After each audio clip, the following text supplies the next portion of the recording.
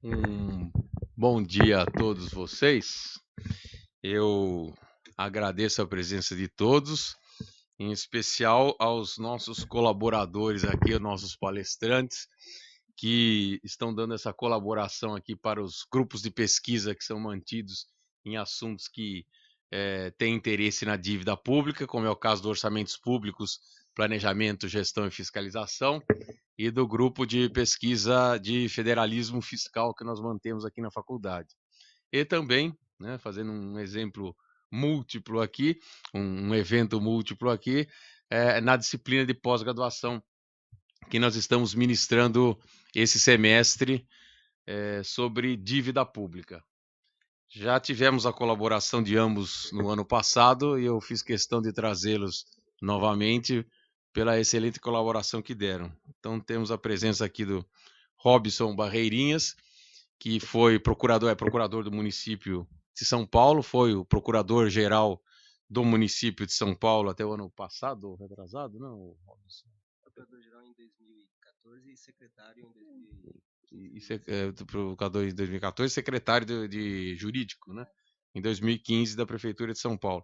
Atualmente ele é o diretor do Centro de Estudos Jurídicos da Prefeitura, do Sejur, e tem aí muitos livros e obras jurídicas em várias áreas, inclusive na área tributária e outras também.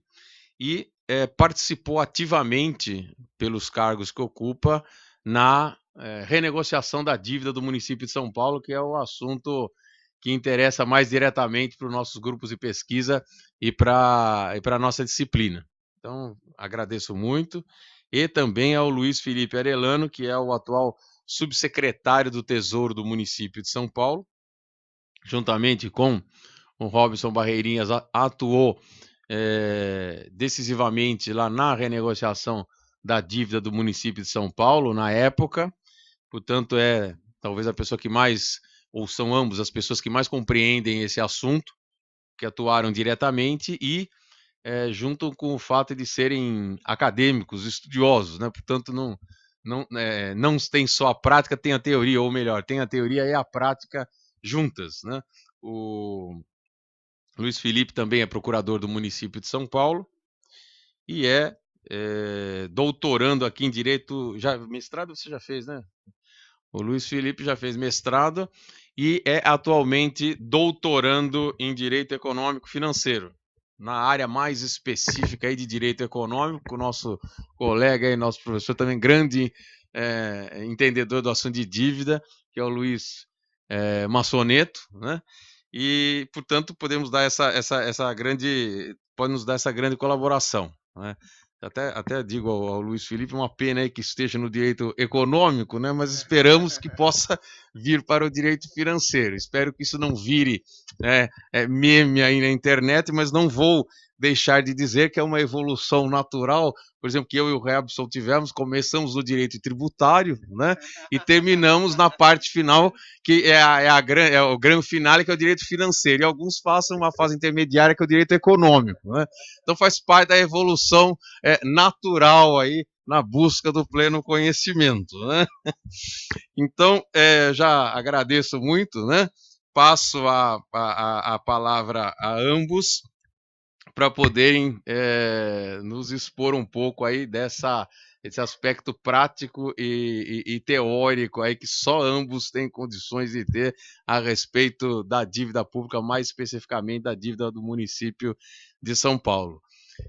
Muito obrigado a todos. E só antes de passar a palavra, mais um detalhe que eu esqueci, um assunto importante também para a nossa disciplina, que o nosso docente, professor Gabriel, que infelizmente não pode estar aqui hoje, porque está com as suas obrigações lá na Faculdade de Direito de Ribeirão Preto, ontem lançou o seu livro da tese de doutorado sobre a reestruturação internacional da dívida pública, livro esse que faz parte da série de direito financeiro que eu estou coordenando, e em benefício dos alunos, o livro tem a versão eletrônica gratuita, né?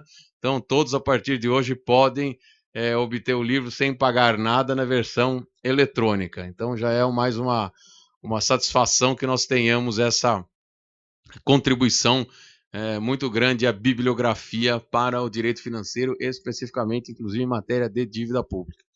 Muito obrigado, Luiz Felipe, a palavra é sua aí, ratificando os agradecimentos. Muito obrigado, bom dia a todos. Agradeço ao convite do professor Conte de mais essa oportunidade de vir falar aqui na Faculdade de Direito. É ótimo ver tanta gente interessada na discussão sobre dívida pública, especialmente com o viés jurídico, que falta bastante e coloca a gente que está na prática com frequência em dificuldades, né, tendo que responder em prazos super curtos para que caminho que a gente vai sem, muitas vezes, o devido preparo em termos de discussão jurídica que anteceda essa ação. Professor, onde que está a câmera? Só para que eu, caminhando aqui, não saia muito... É ali? Só para que, me movimentando aqui, eu não saia demais do raio de ação. É aquela lá? Tá bom. Tá?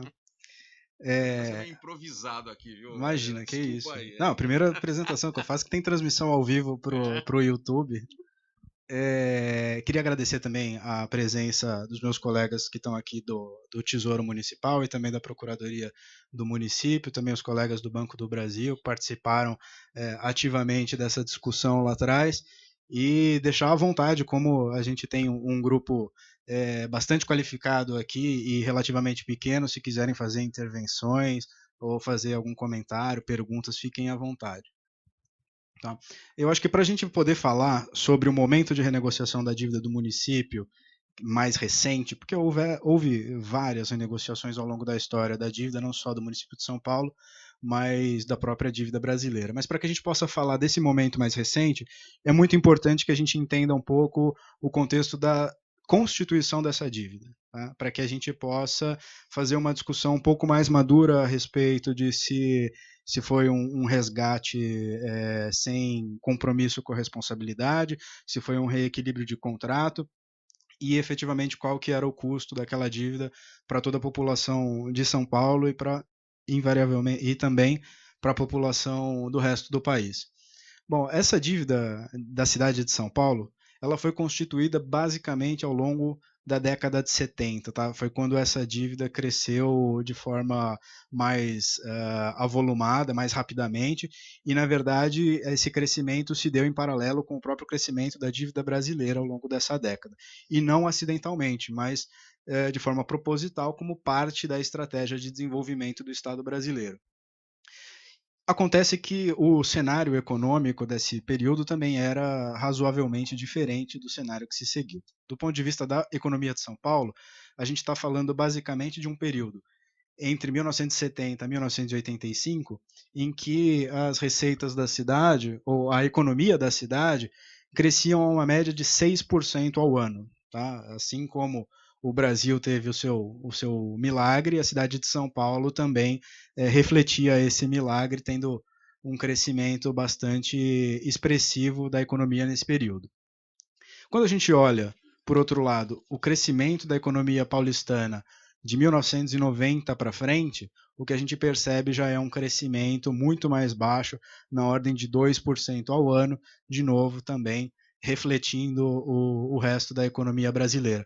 E isso é natural, uma vez que a cidade de São Paulo corresponde a 12% do PIB nacional e o estado de São Paulo corresponde, se eu não estou enganado, a cerca de 40% do PIB nacional. Então é óbvio que o que acontece em São Paulo, o que acontece no Brasil, no estado de São Paulo, vai se refletir no PIB do país inteiro.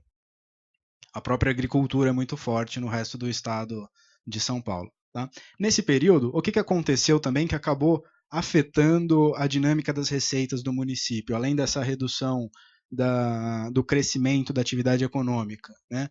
A gente também teve uma mudança relativa do perfil da economia da cidade de São Paulo.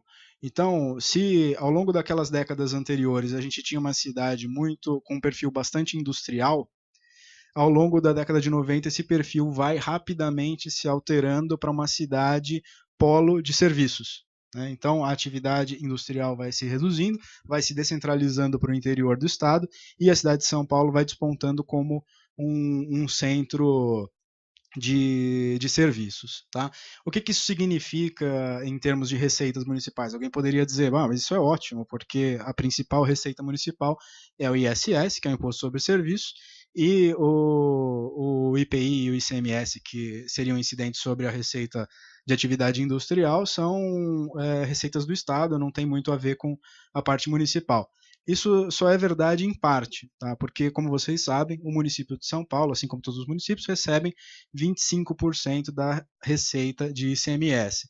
Então, a partir do momento em que a atividade se descentraliza, o valor agregado da atividade industrial do município de São Paulo, sobre o total, também se reduz. E como isso é uma variável importante para definir a distribuição das receitas de ICMS, a participação do município de São Paulo sobre a repartição das receitas de ICMS também acaba se reduzindo bastante nesse período. E o ISS, obviamente, começa a se destacar, mas o ISS tem um boom mesmo, ele cresce bastante, é depois da década de 2000, com a reforma da legislação relativa ao imposto sobre serviço, uma vez que a própria economia foi se modernizando e novas formas de serviço foram surgindo. Muito como a gente observa hoje em dia também, em que boa parte da lista de serviços da legislação de ISS já se apresenta como defasada e merecendo uma certa reforma. Tá? Na segunda metade da década de 90, a gente tem um cenário ainda mais desafiador para a economia brasileira, em especial para a economia paulistana, com impacto significativo sobre o nível de endividamento da cidade. Tá?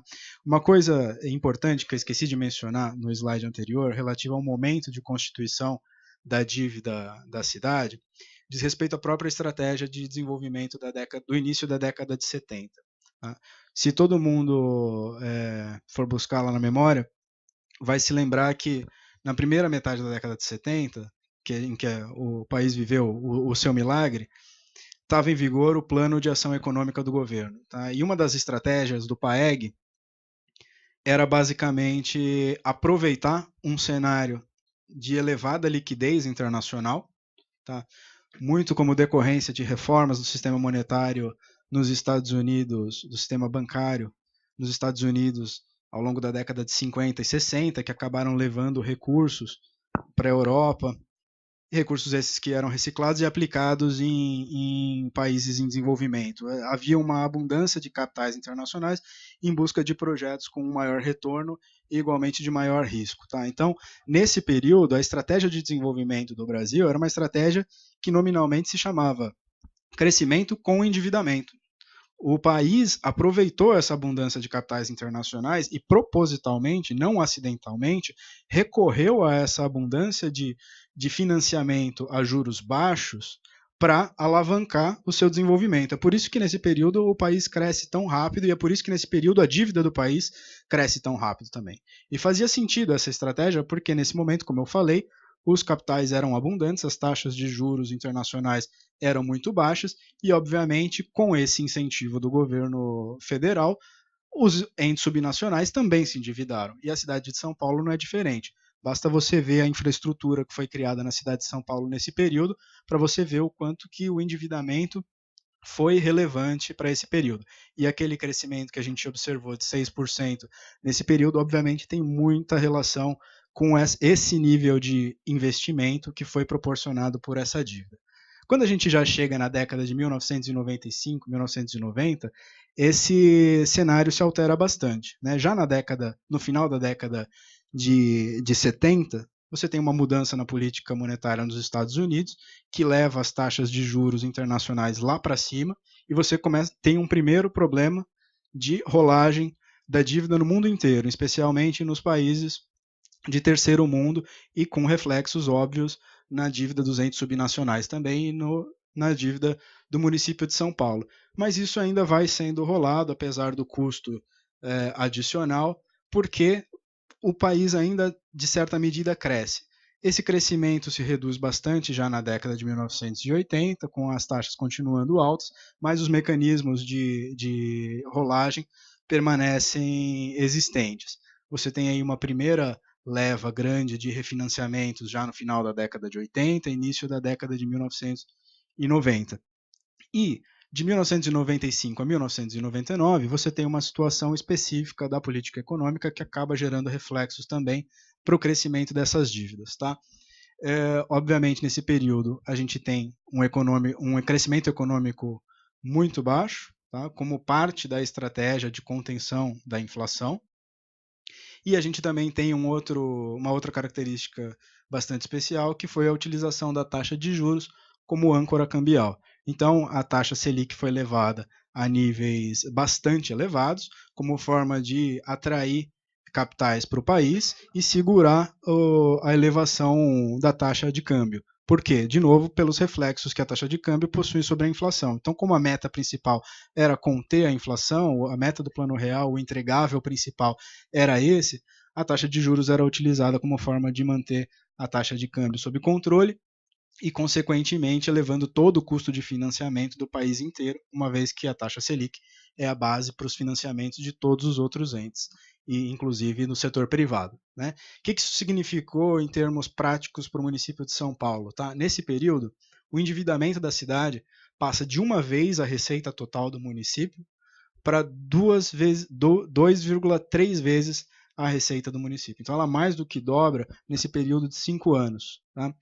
O crescimento, em termos absolutos, foi de 7,7 bilhões de reais entre 96 e 99. Só que desses 7,7, 7,1 são encargos de correção monetária. Quer dizer, são encargos e correções monetárias, tá? Que tem juros e as correções. Ou seja, as condições de financiamento nesse período foram bastante desvantajosas, obrigando o município a fazer seguidas prorrogações da sua dívida, tomar novas dívidas em condições cada vez piores e fazendo, portanto, com que a dívida se levasse rapidamente, exclusivamente para pagar os juros da dívida que estava vencendo. Nesse gráfico a gente observa bem isso. Na linha nós temos a taxa Selic no período. Vocês podem ver que é uma taxa bastante elevada, mesmo que alguém diga, mas a taxa de inflação também era muito elevada. Se nós descontarmos a taxa de inflação dessa taxa Selic, ainda assim a gente vai ter taxas de juros bastante elevadas mesmo para o nível brasileiro. E aqui embaixo nós temos a dívida fundada sobre as receitas, que mostra aquele dado que eu falei no slide anterior, que saiu de uma vez a receita para 2,5 vezes quase a receita do município. Tá? Que isso impactou em termos de finanças públicas para o município? Né? Obviamente, se as condições de financiamento se tornaram mais desvantajosas e o município não tinha condição de fazer uma quitação integral daquela dívida no primeiro momento, porque envolveria paralisar todos os investimentos da cidade e existia um mecanismo de continuar rolando essa dívida, o que aconteceu foi que o município passou a gastar cada vez mais recursos do seu orçamento para pagamento de juros e encargos da dívida. Né? Isso foi, aos poucos, eliminando a capacidade do município financiar investimentos com recursos próprios. Né? Mas, de novo, nesse período, pré-lei de responsabilidade fiscal, o município ainda conseguia fazer captação de dívida. Né?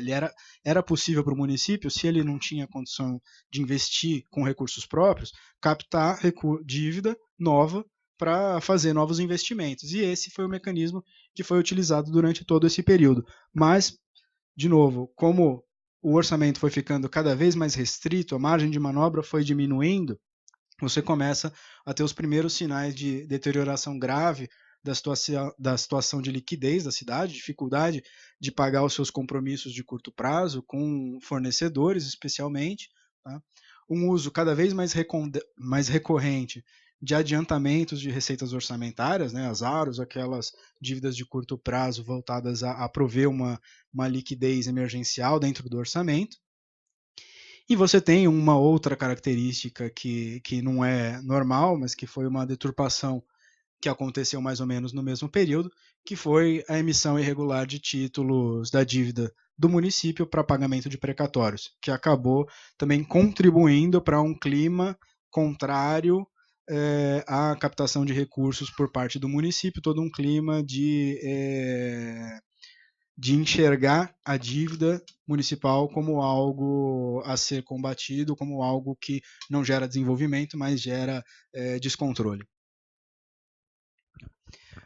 Esse trecho aqui, que eu retirei de uma obra que acho que foi inclusive passada como referência para vocês, para essa aula, é um trecho da dissertação de mestrado do ex-secretário de Finanças da cidade, o Rogério Seron, que agora está no estado de São Paulo, em que ele resume basicamente isso que eu falei para vocês nesses últimos slides, né? Eu peço licença aqui para ler. Se por um lado é evidente que havia abusos na captação de recursos por parte dos entes subnacionais, por outro também é fato que os elevados juros, produto intrínseco e essencial da política macroeconômica, então pagos pelos estados e municípios, estavam igualmente no cerne dos problemas. Então, como eu falei, é claro que as despesas elas andavam numa velocidade bem mais rápida, tá? Que havia uma série de controles deficientes da dinâmica orçamentária do município. Por outro lado, não é fato dizer, com base nas informações que existem nos dados, que a origem da dívida se deve integralmente a um descontrole na parte dos gastos ou das receitas. Boa parte do acúmulo da dívida se deveu devido a condição macroeconômica ter se alterado completamente, a estratégia de desenvolvimento ter se alterado completamente, e dívidas que antes eram roladas a uma taxa muito baixa, de repente terem que ser roladas a uma taxa muito mais elevada. Essa, como eu mostrei, a dívida se elevou muito em razão do acúmulo de juros tendo que ser enrolados. Que acontece, então, para culminar num contexto de renegociação da dívida do município com a União Federal? A primeira renegociação, aquela que aconteceu na virada da década de 1999, estou chamando de primeira em relação à segunda, que é a de 2016, tá? Mas já havia outras, como eu falei. Mas o que acontece para chegar num momento em que fala, bom, para tudo e agora a gente vai ter que consolidar essa dívida e refinanciar porque a cidade não tem condição de continuar arcando com isso, né? De um lado, você tem algumas alterações no marco institucional e legal do país, que se por um lado foram importantes para estancar o crescimento do problema, por outro lado também precipitaram a situação de insolvência de boa parte dos estados e municípios, tá? Como um precedente do que viria depois com a Lei de Responsabilidade Fiscal, nós temos já aqui em 1998 a resolução do Senado Federal número 78, que impõe um maior rigor na realização de novas operações de crédito. E entre as exigências que são impostas por essa resolução, nós temos algumas que o município de São Paulo já começa a ter dificuldade de atender. Então, por exemplo, nós temos a imposição de limites para os gastos, para os serviços da dívida em relação à receita, tá? Você não poderia gastar mais do que X% do seu orçamento com amortização e juros, algo que existe até hoje. Você teria restrições também a operações dentro de um mesmo exercício e você não poderia pegar nova dívida se você tivesse dificuldade de realizar superávit primário. Ora, se o município há muito tempo vinha captando recursos para realizar investimentos, era óbvio que ele não conseguiria de uma hora para outra fazer superávites primários, tá? E todas essas outras condições também o município teria muita dificuldade de atender. Então, já em 1998, aquele mecanismo de rolagem que permitia que o município continuasse investindo, apesar de não conseguir financiar esse investimento com poupança própria, ele de uma hora para outra se interrompe. E o município fica com uma situação de que, opa, então agora se eu quiser continuar investindo, eu vou ter que fazer um baita de um ajuste nas minhas despesas correntes ou elevar demais as minhas receitas correntes para que eu consiga fazer uma poupança própria para assim investir. E tinha uma série de intervenções que estavam ocorrendo, que não podiam ser paradas imediatamente. E mesmo que pudessem ser paradas imediatamente do ponto de vista jurídico, do ponto de vista social, acho que todo mundo concorda que a cidade de São Paulo ainda não é uma cidade acabada, em que ainda existe uma série de intervenções que precisam ser feitas para permitir a continuidade do crescimento da cidade. Tá? Então, o que aconteceu diante desse problema? Bom, passa a existir uma pressão muito grande da parte dos municípios para que houvesse para eles também uma consolidação das suas dívidas, assim como houvera com os estados com a aprovação da Lei 9496 em 1998, o que culmina no ano de 1999 com a publicação da MP 1811, que acaba por ser, depois de muitas conversões, o seu texto final fica na 2185, edição 35 do ano de 2000. Tá? Nesse período, com base nessa medida provisória, o que acontece? A União basicamente assume toda a dívida do município com os diversos credores, e o principal credor era o Banco do Brasil, que tinha a titularidade da maior parte da dívida mobiliária do município, o que levanta uma questão interessante, que na última vez que eu vim, no ano passado, um aluno me perguntou, mas o que teria acontecido se o município não tivesse sido resgatado pela União naquele momento? Né? O município não pagaria a sua dívida, porque não tinha a menor condição, e é difícil especular, mas provavelmente o Banco do Brasil suportaria o calote. Não sei qual era a condição do balanço do Banco do Brasil para absorver aquela perda naquele momento. E grandes chances de eu ter transformado uma dívida, um problema que era fiscal, em um problema também de natureza bancária, com uma série de riscos à própria confiança no sistema. Tá? Então a gente tem que tomar um pouco de cuidado quando a gente fala em não, deixa quebrar em termos. Tem que ver quem é o credor.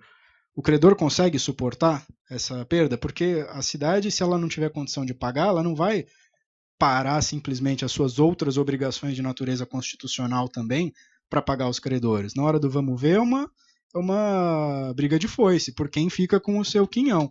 E os credores têm a sua forma de se autossatisfazer também, muitas vezes com cláusulas nos contratos que prevêem a possibilidade de sequestro dos recursos, de constitucionalidade muito duvidosa, mas a gente vai chegar nessa discussão mais para frente, mas o fato é que provavelmente nesse momento você teria transformado uma dívida de natureza fiscal, um problema de natureza fiscal em um problema também de natureza financeira. E ciente desse problema, a União obviamente não deixa isso acontecer e resolve assumir a dívida junto aos credores originais e, por sua vez, se tornar ela credora do município de São Paulo, consolidando assim a sua dívida. E quais eram as condições para que isso acontecesse? Havia condições favoráveis por parte dos municípios e estados e havia uma série de contrapartidas que os municípios teriam que seguir. As condições favoráveis naquele momento eram: essa dívida ia ser refinanciada em 30 anos, tá? A partir do ano 2000. Além disso, ia ser utilizada a tabela price, isso não é uma coisa muito favorável, mas basicamente dava alguma previsibilidade para o valor das parcelas. Tá? Além disso, a gente teria uma taxa de 9% ao ano, tá? Com capitalização mensal. Essa taxa ela poderia ser reduzida em alguns cenários específicos, mas a taxa inicial prevista na MP era de 9%, e sobre essa taxa de 9%, haveria ainda uma atualização monetária pelo IGPDI. Tá? Então essa taxa de 9% era uma taxa real, capitalizada de forma a juros compostos por 30 anos. E quais eram os benefícios, né, além desses, os benefícios mais claros dados pela MP? Bom, o primeiro deles era o seguinte: a taxa de juros ela era reduzida de 9% para 6% se o município fizesse uma amortização extraordinária de até 20%, de pelo menos 20% da sua dívida em até 30 meses.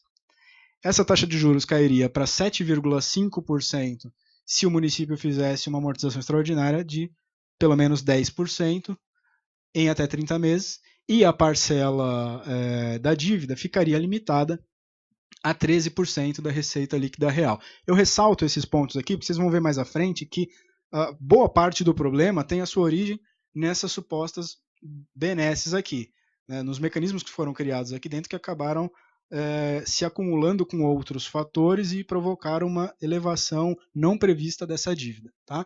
E como garantia dessa dívida, a União teria a possibilidade de reter recursos do FPM por meio do seu agente financeiro, que era o Banco do Brasil. Tá? Além dessa garantia aqui, o contrato prevê uma outra, né, que é a possibilidade de bloquear os recursos direto das disponibilidades do Tesouro. Mas essa é de constitucionalidade duvidosa, então a gente não explora muito ela, porque acho que só foi testada uma vez também, né, e o município conseguiu uma cautelar para afastar. Mas essa é a vida real versus o direito financeiro da Constituição, né? Se vocês forem olhar, todos os contratos de dívida no Brasil envolvem essa cláusula, tá? De ente público com o governo federal. Uhum. Tinha os títulos podres lá para serem pagos pelo Estado. Quando o Itaú cobra do Estado, o Estado se nega a pagar, até porque ele cobrou em execução simples, não por precatório.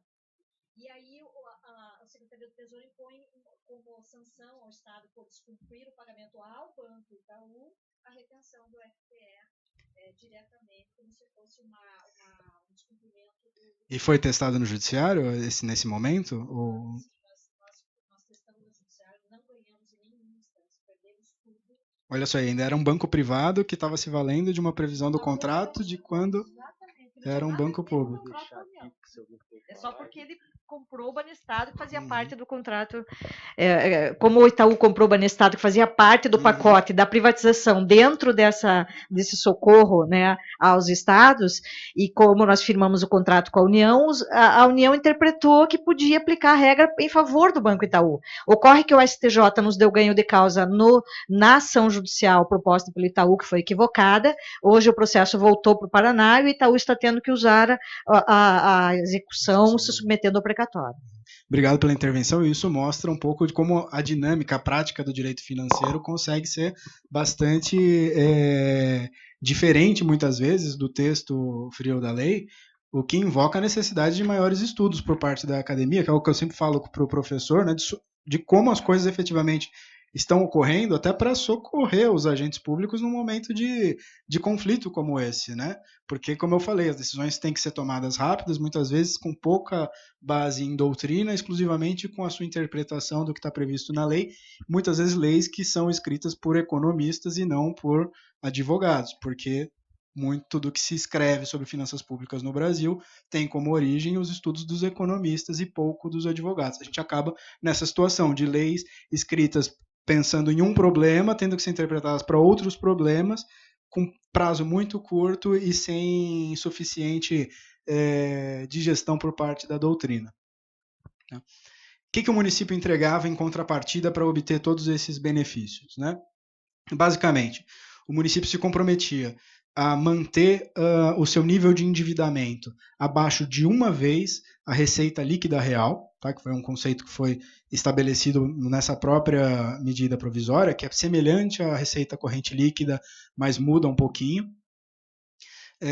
De todo modo, esse era um limite que era abaixo de 1,2 vezes a receita corrente líquida. Então, se alguém falar, mas qual que é o limite de endividamento dos entes subnacionais, municípios, você vai ter que perguntar, depende, ele ainda tem contrato vigente com o governo federal ou não?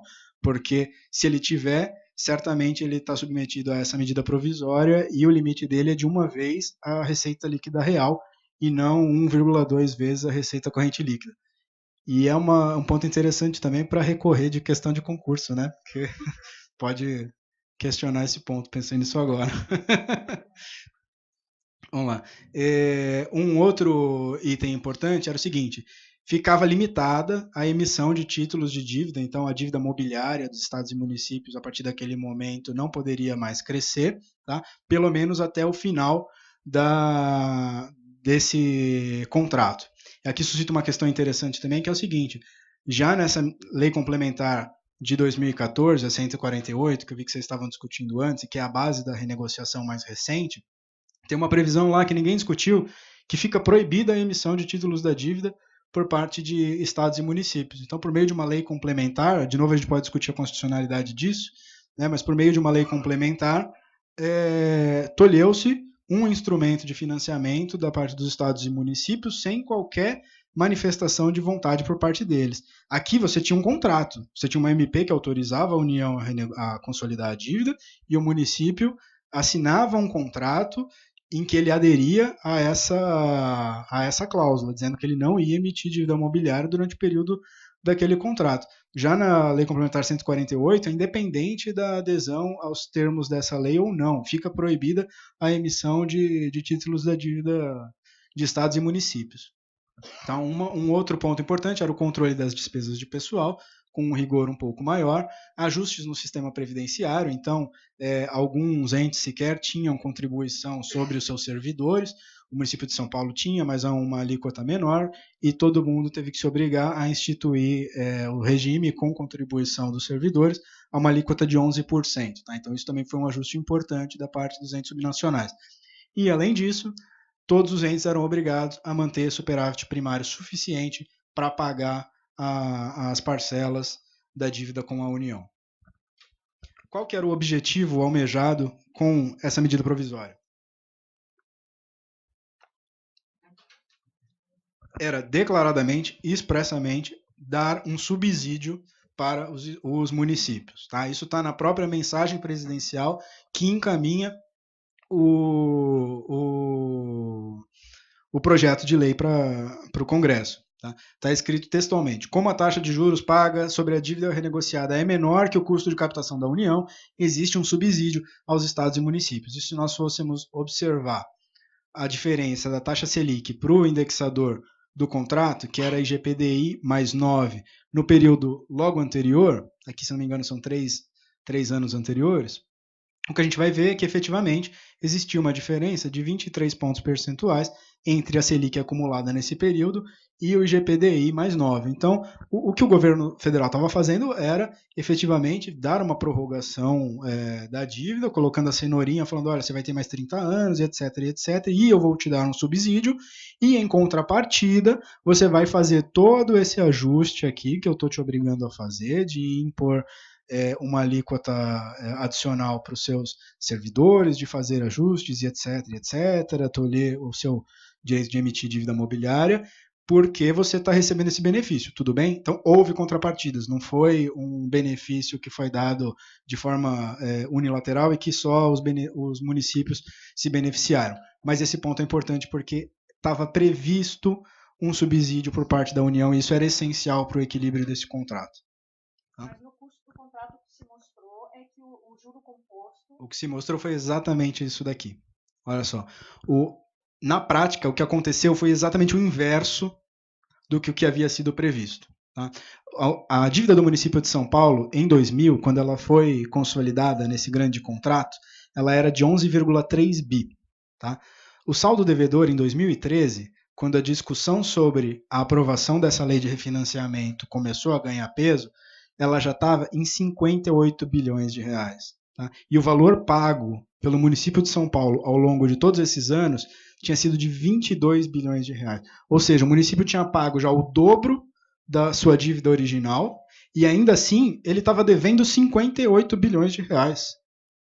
Não tinha previsão nenhuma disso ser amortizado dentro do prazo de 30 anos por conta daqueles aspectos operacionais do contrato que eu mencionei lá atrás e que eu vou resgatar. O que aconteceu em termos de spread, né, que estava se prevendo um subsídio? Na verdade, quem subsidiou a União foi o município. A Selic, no período de 99 a 2013, acumulou 606%, e o IGPDI mais 9 acumulou 1000%. Tá? Então, uma diferença aqui de 66%, aqui não é pontos percentuais. Tá? Por que isso aconteceu? Se a gente quebrar o IGPDI nos seus componentes, a gente começa a ter um feeling do porquê isso aconteceu. Tá? Então, como vocês sabem, o IGPDI ele tem uma influência muito grande do câmbio, tá? Por meio da sua perna de índice de preços ao atacado. Se nós formos olhar aqui embaixo, em termos de comparação, o IPCA, durante todo o período, o que a gente vai ver é que o IPCA ele cresce de maneira relativamente estável, amortecendo muito fortemente os choques no câmbio. Por outro lado, se a gente for olhar a variação do índice de preços ao atacado em relação ao câmbio, a gente vai ver que os momentos em que ele dá um salto são justamente os momentos em que a taxa de câmbio dá um salto. Então a gente tem aqui um primeiro momento no segundo semestre de 2002 e depois em 2009. Em 2002 todo mundo lembra que foi a eleição do Lula, que levou o dólar lá para 4, e aqui depois em 99 a crise do subprime, de novo todo mundo sem saber qual que era o preço dos ativos justo, tira dinheiro dos países em desenvolvimento e obviamente o país sofre aqui com uma elevação da taxa de câmbio. O índice de preços ao atacado sobe para refletir esse aumento da taxa de câmbio e o IGPDI sobe também de maneira um pouco mais amortecida, mas sobe também sensivelmente nesse período. Então vejam só que coisa genial. O município de São Paulo tinha uma dívida em reais, que na verdade era indexada ao dólar. Era quase como ter uma dívida externa nesse período, né? Só que o pior, porque você não tinha nem o benefício de uma taxa de juros internacional, que seria bem mais baixa, né? Você tinha uma taxa de juros fixada em 9% e que era, além de tudo, indexada na prática ao dólar. É isso que leva aquele spread em favor da União no período. Tá?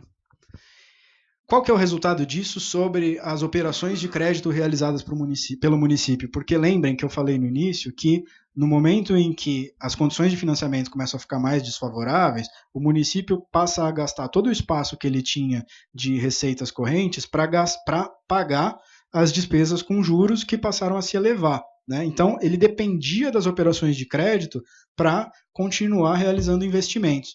O que acontece a partir da publicação da LRF e da consolidação da dívida com a União?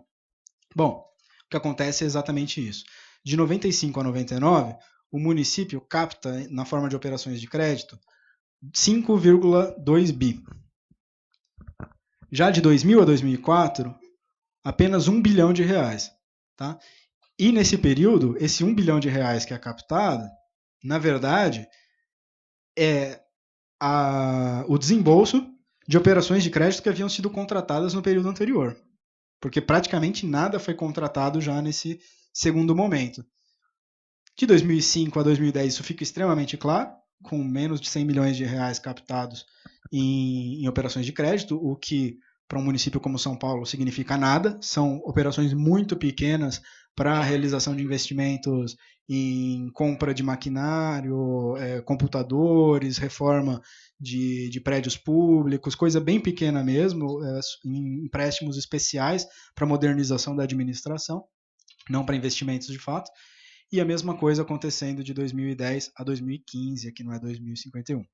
Tá? Qual que é o resultado para a gestão pública municipal, então? Bom, o que você tem é, como eu falei, uma dificuldade muito grande do município continuar realizando investimentos, você tem uma deterioração grande da situação de liquidez do município, e você gera uma situação no início dos anos 2000 em que o município passa a ter dificuldade de pagar os seus compromissos correntes. Lembrem-se que eu falei lá das condições lá atrás do contrato da dívida, que se previa uma benesse que o município poderia ter uma taxa de juros de 6% se ele fizesse uma amortização da dívida de pelo menos 20% em 30 meses, certo? O que eu não falei para vocês é o seguinte, a medida provisória permitia que você falasse antes se você ia fazer a amortização ou não. Então o que o município falou? Falou, ó, eu vou fazer a amortização, e se você falasse que vai fazer a amortização, a taxa de juros já era a mais baixa desde o início do contrato. Tá? Então a parcela seguinte já era paga com 6%. Mas o que acontecia? Se você não fizesse a amortização, então a taxa de juros era de 9% e o saldo devedor era recalculado como se fosse 9% desde o início do contrato.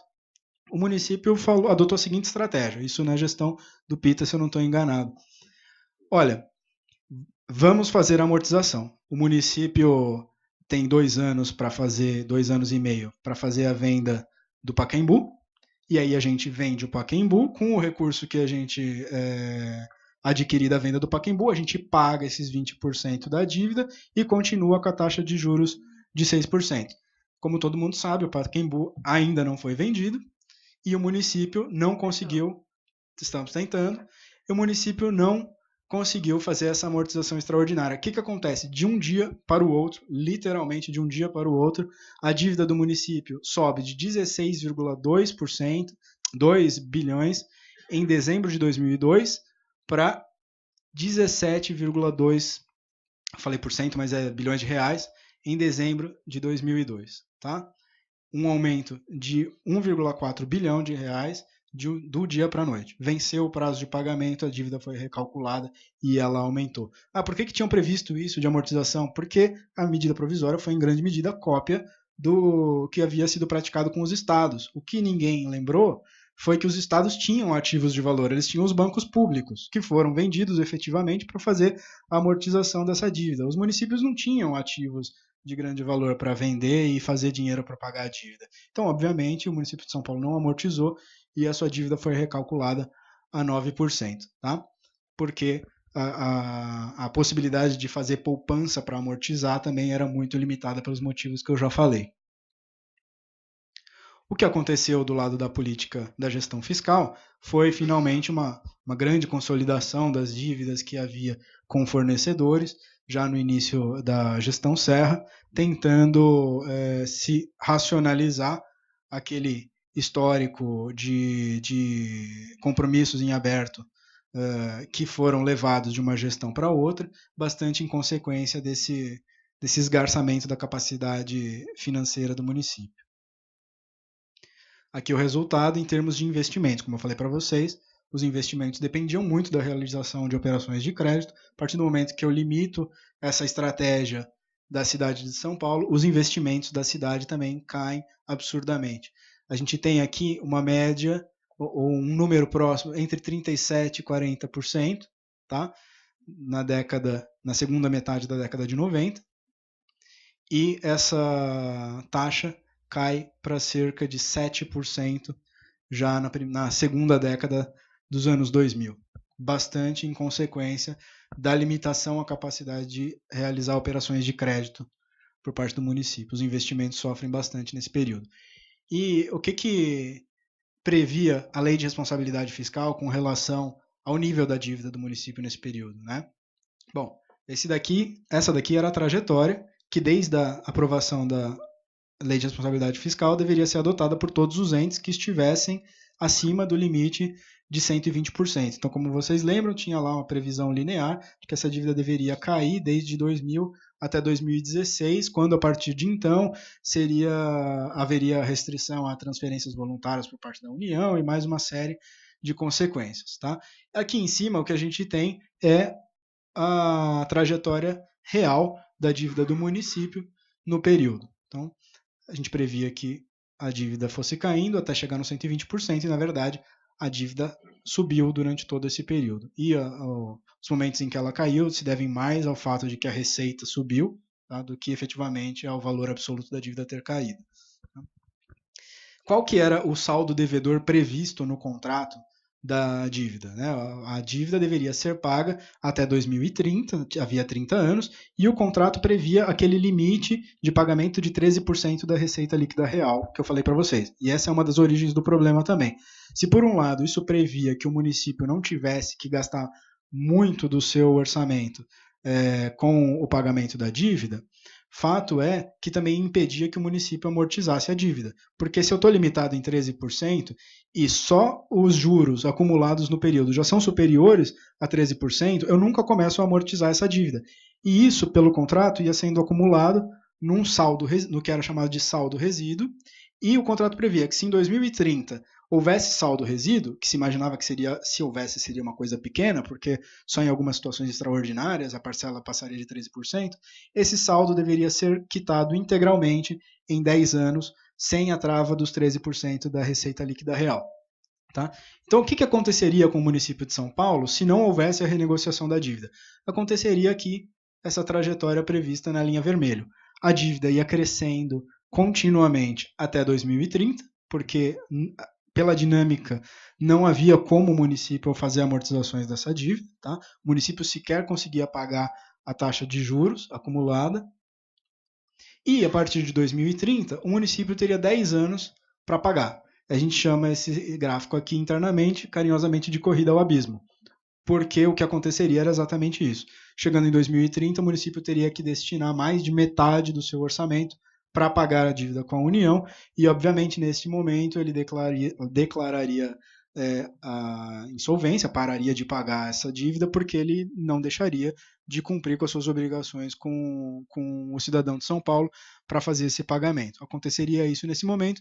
Na verdade, o que aconteceu foi uma negociação para que nós não chegássemos a esse ponto, que seria extremamente trágico, né? Foi proposto, então, um projeto de lei que ganhou o número de PLP 238 em 2013. E se o PLP fosse aprovado, Aí o que a gente esperava seria essa dinâmica aqui do verdinho. Tá? Imediatamente o saldo devedor cairia, porque haveria um desconto com base na diferença, no subsídio que o município deu à União durante esse período. Isso seria dado como desconto para voltar para a mens legis original da MP. Tá?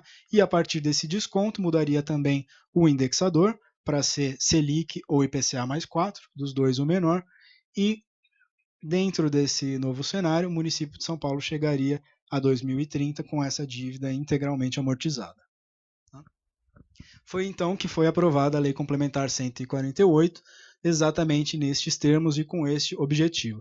Só que a Lei Complementar 148, como normalmente as leis nesse mundo, ela trouxe algumas expressões que são bastante comuns, mas que depois foram interpretadas de uma maneira que gerou um litígio entre a União e o município, que a gente vai explorar na segunda parte dessa apresentação. Tá? Que expressões são essas? Então, basicamente, a lei complementar prevê que a União é autorizada a adotar nos contratos, tal, não sei o que, as seguintes condições, que seriam aplicadas a partir de 10 de janeiro de 2013. Tá? Os juros seriam calculados, como eu falei, a uma taxa nominal de 4%. Tá? A atualização do saldo devedor antes da aplicação dos juros seria feita pelo IPCA. E os encargos ficariam limitados a Selic. Tá bom? Então, se o IPCA mais 4 ficasse acima da Selic, eu ia aplicar só a Selic. O que já traz uma certa dificuldade operacional aqui, porque a Selic, como vocês sabem, incorpora também a atualização monetária. Né? Então, eu tenho que fazer uma ginástica matemática aqui para conseguir atualizar e aplicar essa dinâmica nos contratos, mas tudo bem. Dizia também no artigo 30 que a União é autorizada a conceder desconto, que é justamente aquilo que eu falei, só que a lei previa mediante aditamento contratual. Então, era claro que era necessário que fosse realizado um aditamento do contrato para que todas essas condições pudessem valer. E havia também uma previsão de que a União estava autorizada a adotar aqueles benefícios. Tá? A gente tinha uma série de argumentos favoráveis à adoção desses benefícios naquele momento, tá? Basicamente. Bom, em primeiro lugar, o que a gente está fazendo não é um bailout, não é um resgate do município, tá? O que a gente está fazendo é um reequilíbrio do contrato, porque se nós formos olhar lá atrás, lá no Código Civil, a gente vai ver que isso está claramente previsto em contratos de natureza continuada, que se a prestação de uma das partes se tornar extremamente excessiva, onerosa, em relação ao que havia sido pretendido originalmente, pode-se fazer um reequilíbrio das prestações. Tá? Então, nós tínhamos esse argumento a nosso favor, porque se nós fôssemos olhar todo o histórico da negociação, o que aconteceu não era o que tinha sido pretendido pelas partes, e as prestações do município se tornaram extremamente onerosas. Nós estaríamos voltando à mensagem original do legislador. Tá? Além disso, nós, se não negociássemos, chegaríamos a uma situação de insolvabilidade do município no médio prazo, tá? Inclusive começando a atrasar pagamentos de fornecedores e servidores, o que não interessaria para ninguém, especialmente para o governo federal, uma vez que isso teria consequências sobre a economia do país inteiro. Como eu falei, o município representa 12% do PIB nacional. Isso permitiria ao município uma retomada dos investimentos, porque geraria uma economia no fluxo de pagamentos da dívida imediatamente de por volta de R$1 bilhão. Tá? E, além de tudo, melhoraria o perfil de crédito da prefeitura. Então, a prefeitura poderia passar a retomar, a fazer operações grandes, sejam elas operações de crédito ou mesmo contratos de longo prazo, em que esse perfil de crédito faz diferença para que o município faça um bom negócio. E essa melhora do perfil de crédito estava claramente demonstrada num relatório da FIT, que, ao conceder ao município de São Paulo o grau de investimento antes mesmo da renegociação da dívida, expressamente reconheceu que o fazia porque acreditava que a União honraria com o previsto na Lei Complementar 148 e que, ao fazê-lo, a situação do município se transformaria imediatamente da água para o vinho, se tornando uma situação de absoluta tranquilidade em relação aos seus pares. E, por isso, o município mereceria ganhar o grau de investimento naquele momento. Tá? Esse gráfico aqui eu vou passar porque ele basicamente sintetiza o que eu falei da diferença do que seria economizado pelo município que é toda essa área mais escura aqui, em relação aos dois cenários. Tá bom? Quais eram os argumentos contrários, basicamente? Bom, algumas pessoas se insurgiram dizendo que isso representaria uma violação da Lei de Responsabilidade Fiscal, no seu artigo 35, que determina que é vedada a realização de operação de crédito entre entes da federação, ainda sob a forma de inovação, financiamento ou postergação de dívida contraída anteriormente. Tá? Algumas pessoas disseram que isso contrariaria a LRF, mesmo se tratando de lei complementar, porque diziam que a LRF era uma lei mais geral, era uma lei específica sobre o tema de endividamento e que ela, na verdade, está dando as regras sobre o sistema de finanças públicas e não poderia ser alterado por uma lei específica prevendo em sentido contrário ao dela. Como contra-argumento, a gente pode dizer que várias pessoas de peso dizem que o próprio artigo 35 da LRF é inconstitucional. A gente também teria o argumento que foi muito utilizado pela imprensa, que é o argumento do risco moral, tá? E aqui eu trago um dos grandes representantes desse argumento, dizendo que não, isso é resgate, se eu deixar a cigarra se safar dessa daí, ela vai continuar cantando durante todo o verão e etc. E os municípios e os estados estão exatamente nessa situação. Isso é um resgate de dívida, é injusto com quem paga suas dívidas no momento certo e etc. Esse era um argumento que a gente teve que lidar, principalmente junto à imprensa. Tá? Além disso, havia o argumento de os impactos disso sobre o endividamento do governo federal. E esse foi um argumento que logo no primeiro momento em que a gente, quando foi aprovada a lei, que nós fizemos a provocação para o governo federal, falou, então, governo federal, vamos sentar aqui para aditar, né? O negócio está simples, a lei já previu todas as condições, vocês já devem ter aí um modelo pronto do contrato para a gente aditar, vamos sentar para aditar. E a União começou a apresentar uma série de óbices, dizendo, não, a lei precisa primeiro ser regulamentada, ainda não sabemos como que vai ser a aplicação dessa lei. Mas além disso, existe uma série de problemas relacionados ao impacto disso sobre a União, e é por isso que a lei autoriza a União, porque eu preciso ver o momento exato de realizar essa renegociação para que isso não prejudique as estatísticas fiscais da União. E nós fomos aos poucos trabalhando cada um desses argumentos, mostrando quais eram verdadeiros e quais eram mentirosos até chegar, ou equivocados, até chegar no cerne da questão. Tá? Então, o primeiro argumento era o efeito sobre o endividamento federal. A gente falou, tá bom, vamos ver se essa renegociação com o município afeta o endividamento federal. Lembrando que a dívida do município era a maior, o município era o que receberia o maior desconto. Então, quase todo o impacto sobre o endividamento federal estaria concentrado na renegociação com o município de São Paulo. Tá? Então, se a gente fosse olhar ali, a dívida mobiliária da União, em janeiro de 2013, era de 2,7 trilhões. Tá? O crédito que a União detinha contra o município era de 53 bilhões de reais. Tá? O desconto a ser aplicado, tá? Esse daqui era o desconto, na verdade, era o crédito que representava o desconto. Não, desculpa, isso daqui era o valor integral da dívida. O desconto a ser aplicado em janeiro de 2013 representava só 1% da dívida bruta da União. Então a gente estava fazendo um baita de um escarcéu, provocando um conflito nas relações entre entes federativos por causa de 1% da dívida bruta da União. Se ela fizesse um ajuste, por menor que fosse, no seu próprio orçamento, ao invés de jogar o preço do ajuste para o orçamento municipal, isso seria compensado com folga muito mais rapidamente. Tá? Qual que era o impacto sobre o endividamento consolidado do setor público, que é o que realmente interessa e é o que é divulgado para a população? Porque a população não fica olhando, os economistas não ficam olhando para o endividamento do governo federal exclusivamente. Quando é divulgado, divulga-se qual que é o endividamento do setor público consolidado. Qual que é o impacto sobre o endividamento consolidado do setor público? Nenhum. Por quê? Porque o crédito que ela tem contra mim é a dívida que eu tenho com ela. Se eu abater a minha dívida, eu abato o crédito e o resultado é zero. Tá? Então nós mostramos, olha, esse argumento é furado. Apresentem um novo argumento do porquê que a gente não pode realizar essa renegociação agora. Então apresentou-se o seguinte argumento. Não, renegociar esta dívida agora afetará o resultado primário da União.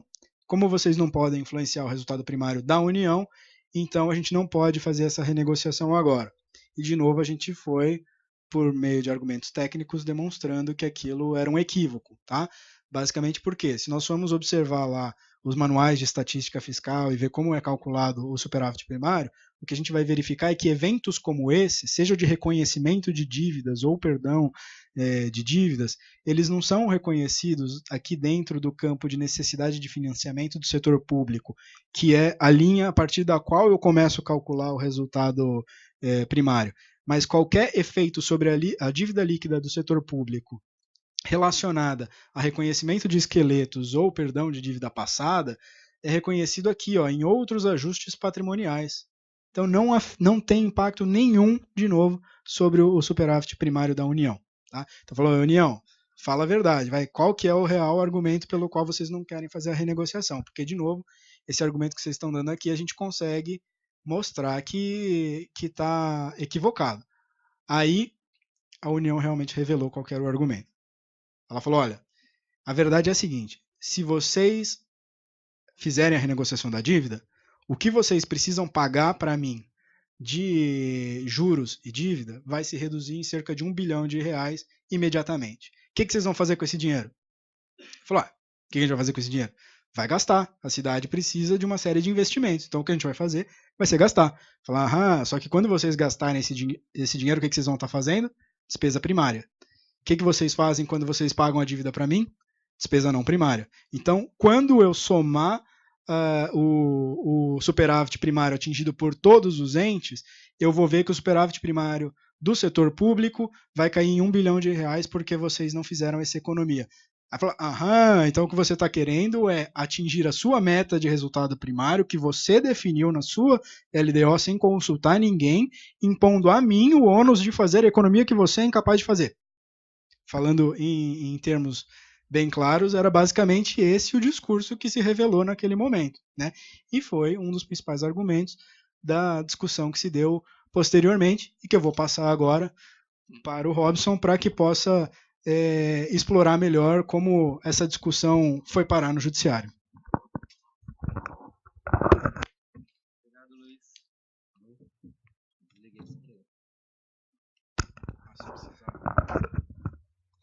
Obrigado, Luiz. Olá a todos. Olá, professor, mais uma vez, obrigado pelo convite. É sempre um prazer voltar aqui à nossa casa, né, a São Francisco. Ainda mais para tratar um tema tão do nosso gosto, né? Direito financeiro, né? O ápice do conhecimento, né? Gostei disso. Passamos realmente pelo tributário, agora estamos no financeiro.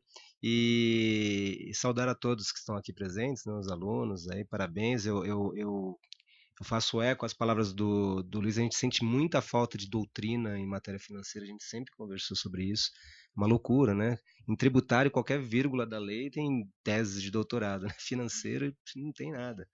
Até, aliás, eu começaria falando de um ponto, eu falei da outra vez, acabei esquecendo de falar, Luiz, eu me sinto na obrigação de falar um pouquinho de um ponto que você falou rapidamente, da portaria intersecretarial número 1 de 2005, foi um dos primeiros atos do governo Serra.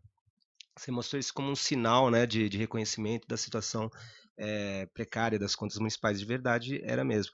Só queria destacar que isso não foi nenhuma novidade. Eu até falo com tranquilidade porque eu era o chefe da assessoria jurídica nesse período lá e era também no governo Marta. Então eu participei tanto desse ato aqui, eu redigi inclusive ele, falo com maior tranquilidade porque acho que não é nem motivo de orgulho, e também porque eu não inventei nada, eu copiei do governo Marta. Ele não foi o primeiro, ele foi praticamente repetição do mesmo ato no início do governo Marta.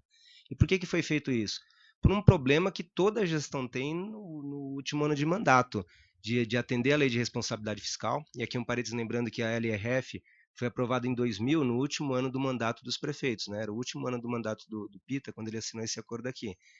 E o governo Marta, né, que começou a partir de 2001, foi o primeiro que teve que fechar as contas respeitando o artigo 42 da LRF, todas aquelas questões.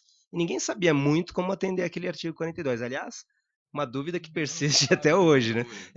Até hoje. E uma coisa que foi feita foi o cancelamento de empenho não liquidado, que é algo que a gente tem que fazer em algum momento, né? A gente tem essa dificuldade porque o trabalho dentro da gestão, vocês devem imaginar, não é nada cooperativo. As secretarias não querem cancelar empenho, mesmo que elas não tenham nenhuma condição de realizar aquela despesa.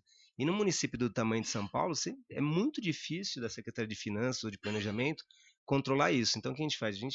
Alguns meses antes, a gente segura os novos empenhos, congela o sistema e diz, olha, que não liquidar em tanto tempo, a gente vai cancelar os empenhos.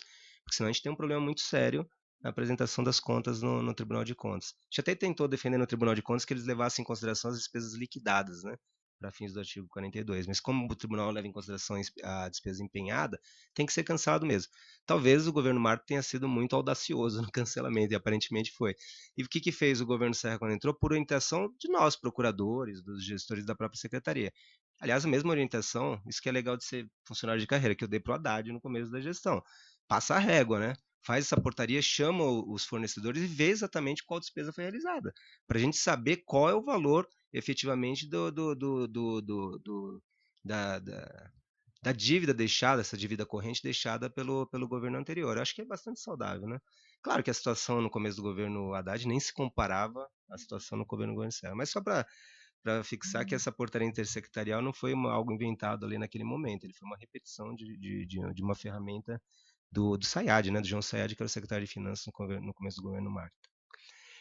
Em relação ao contencioso judicial que se inseriu nessa disputa que o Luiz tão bem trouxe para a gente, eu acho muito interessante, até mais agora que a gente conversava ontem, depois de um tempinho, um pouco de afastamento, a gente percebe que realmente foi um momento de esgarçamento da cooperação federativa, foi muito curioso. Não é uma aula de processo, a gente não está interessado aqui nos pontos, mas esse processo especificamente não foi um processo comum como outros que nós temos contra a União. As nossas ações contra a União são ações entre amigos, praticamente. A gente leva ao judiciário porque precisa ter um mediador, muitas vezes, para resolver um problema imparcial. E essa ação aqui foi uma ação ao tipo das ações cíveis empresariais, em que há desconfiança de parte a parte. Você fica imaginando o que a outra parte vai fazer, o que é péssimo numa federação, é desnecessário dizer. E por que essa desconfiança, né, que levou a tudo isso? Basicamente isso que o Luiz falou, em 2014, é isso? 2015? Tem até... deixa eu olhar minha linha do tempo que eu não me enganar. Em 2014 foi aprovada a Lei Complementar 148, e essa lei, ela vinha sido pedida pelos municípios desde a época da Marta, desde de 2001, um ano depois do acordo, já se percebia que a gente não ia conseguir pagar aquela amortização extraordinária, que os juros iam subir para 9% e a coisa ia degringolar. Então, desde aquele momento já se pensava, já se tentou negociar. Todo o governo Serra se tentou negociar, se tentou alterar isso aí. Durante o governo Serra se pensou muito já em judicializar a questão por um outro enfoque, talvez, de se conseguir autorização para operação de crédito externa para rolar essa dívida, né? Até com base no dispositivo da Lei de Responsabilidade que prevê essa operação de crédito, mas que, se não me engano, fala especificamente de dívida mobiliária, né? Que você fica vedado as operações de crédito em determinadas situações, exceto para rolar em condições mais favoráveis a outra. Mas isso nunca foi adiante, até por conta do problema político que isso gera, do município de São Paulo entrar em conflito com a União. Em 2013, início da última gestão, o diálogo evoluiu muito, até porque a situação, o abismo já estava se aproximando ali, muito município já estava à beira da bancarrota, estados também. Estão ainda, né, na verdade, em muitos aspectos.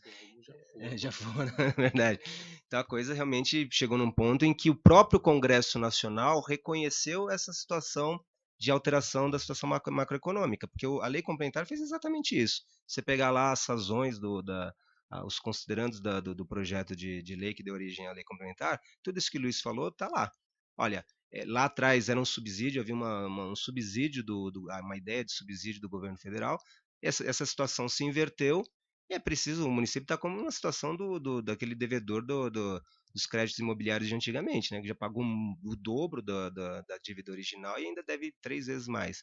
A previsão é que até o final do período de amortização, em 2030, chegará, se não me engano, a 200 bilhões de reais a dívida. É um negócio absolutamente surreal. Isso foi feito, e aí a confiança entre os entes federados. Foi feito um pacto, foi uma discussão muito longa entre os governos municipais, São Paulo, Belo Horizonte, Rio de Janeiro à frente disso, com o governo federal e o Congresso.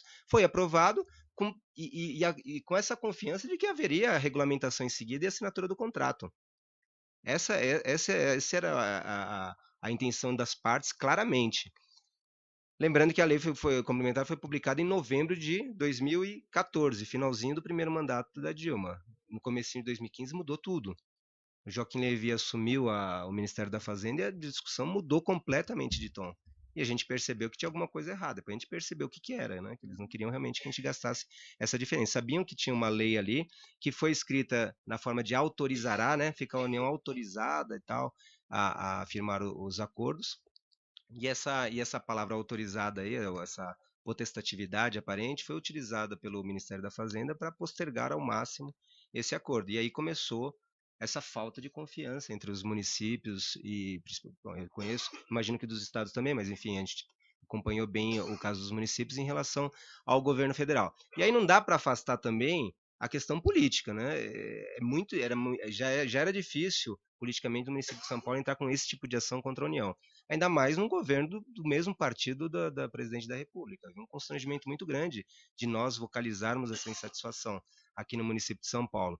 E aí houve pelo menos uma cooperação muito boa entre os municípios, né? Houve uma conversa, nós nos alinhamos, discutimos muito o tema, e o município do Rio de Janeiro foi o primeiro que judicializou a questão, né? O município de Rio de Janeiro, pelo menos entre os municípios grandes que eu conheço, foi o primeiro que ajuizou a ação lá na Justiça Federal do Rio de Janeiro e conseguiu eliminar para fazer valer as regras da Lei Complementar 148, mesmo sem a regulamentação, mesmo sem a assinatura de um acordo com a União.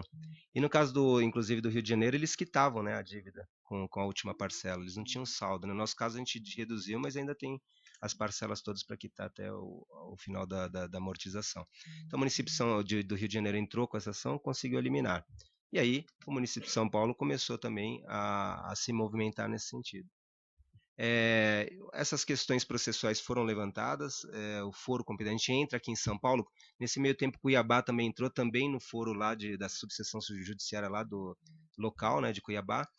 Só que nós tínhamos um receio de entrar lá aqui na capital por diversas razões, não apenas por conta da previsão contratual, mas pela análise até um pouco esotérica que nós fazemos do perfil dos juízes, tal. Um monte de procurador sentou, começou a ver o perfil de cada um, falou: acho que a gente tem mais chance lá em Brasília. A gente não está muito bem aqui em São Paulo, não. E ajuizamos ali, no Rio de Janeiro. A linha mestre, a nossa tese, a linha mestre da tese, era a mudança do cenário macroeconômico, a mens legis, como estava no slide anterior. Claro que a Lei Complementar 148 era essencial, mas por quê? Porque tanto a Lei Complementar 148 como a nossa peça tinham o mesmo fundamento. A lei complementar ela refletia o reconhecimento do Congresso Nacional dessa realidade, da alteração do paradigma. A gente não ficou batendo tanto na questão do autorizado, não. Batemos até, mas o foco todo era, ainda que não tivesse lei complementar, mudou a situação, é o nosso famoso rebus sic stantibus. A situação atual é insustentável, não era isso que nós queríamos como tinha.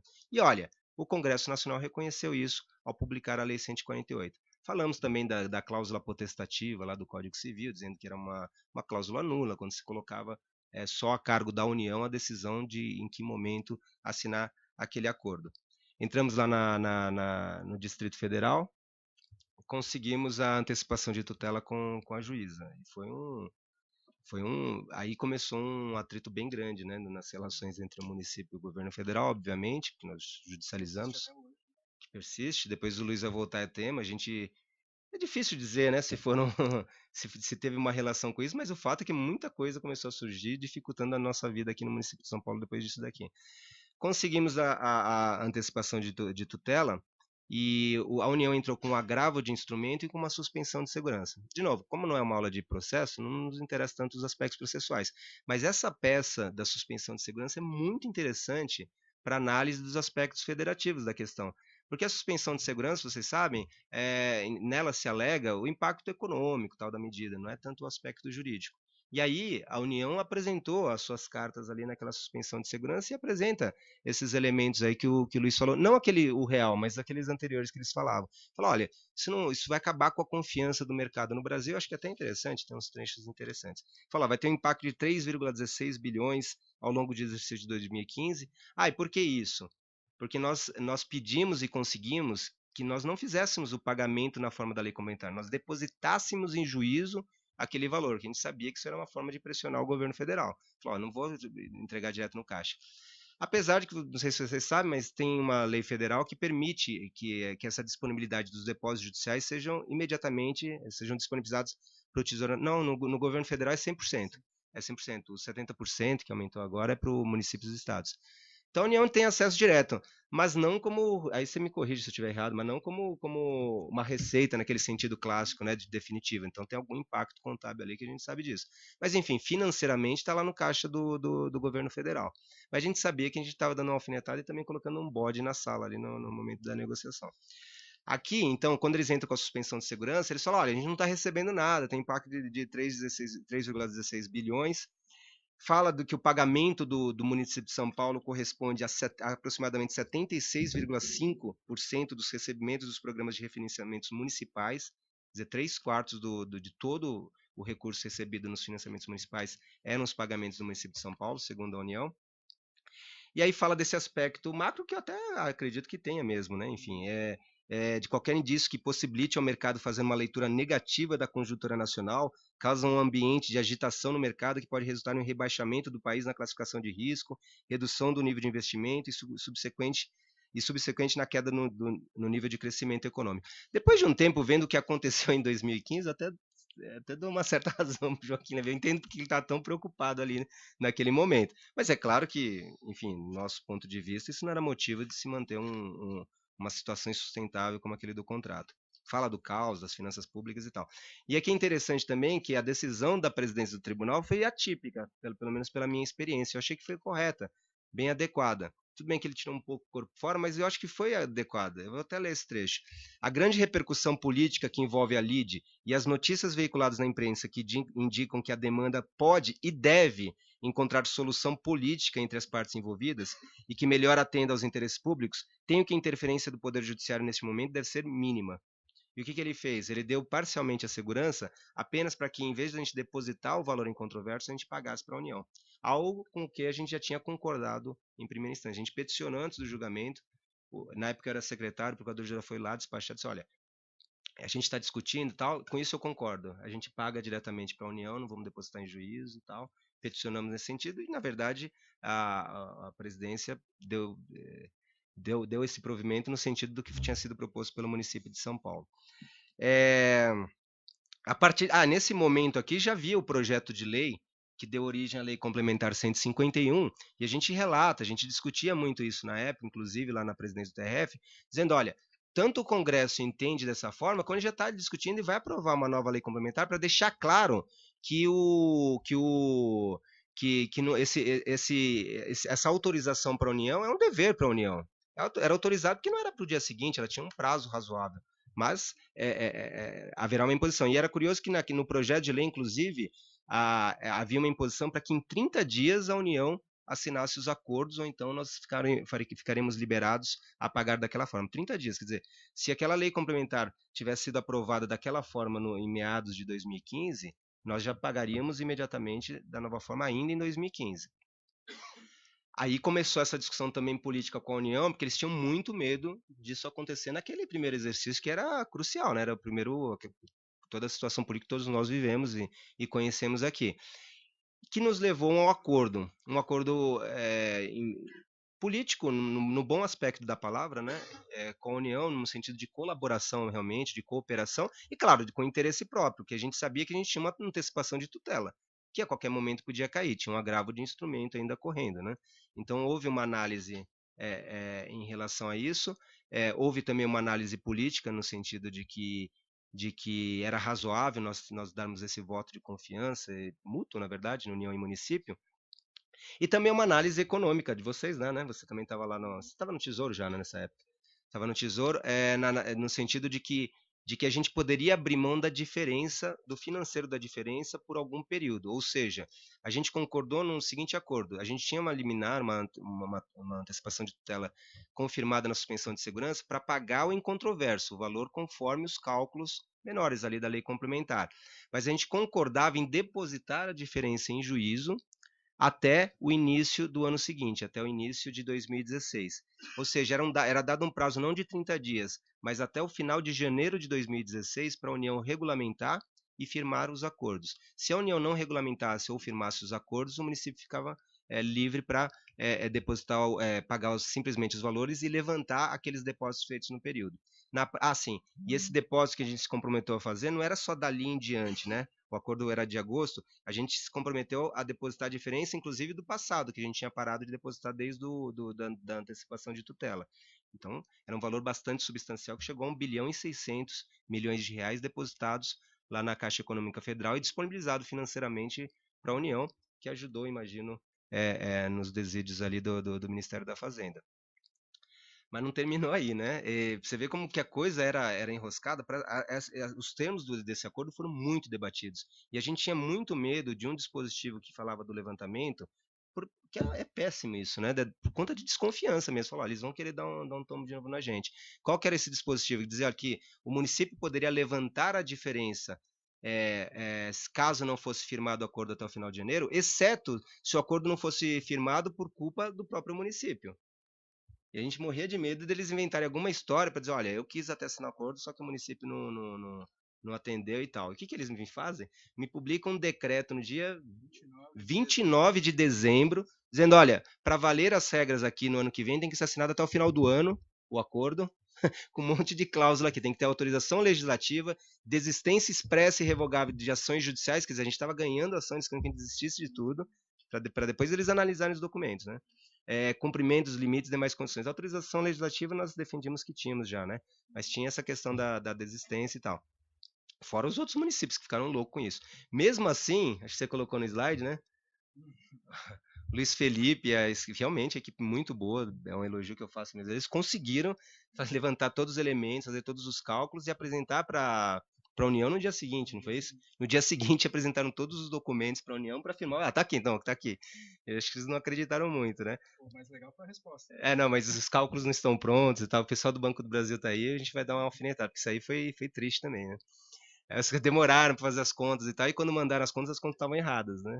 A gente foi lá e teve que refazer todas as contas, o Luiz Felipe, a equipe dele, e mesmo assim o Banco do Brasil nos cobrou 1 milhão e tantos reais, não foi isso? De 1 milhão e 700 mil reais por esses cálculos todos. O pessoal ficou indignado, queria entrar na justiça, mas a gente falou, não, peraí, um problema de cada vez, vamos resolver isso aqui primeiro.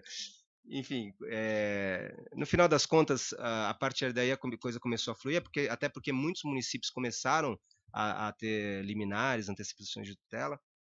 Acredito que o Ministério da Fazenda conseguiu o melhor negócio que ele poderia conseguir, que é segurar essa diferença financeira que era bastante substancial até o início do ano seguinte.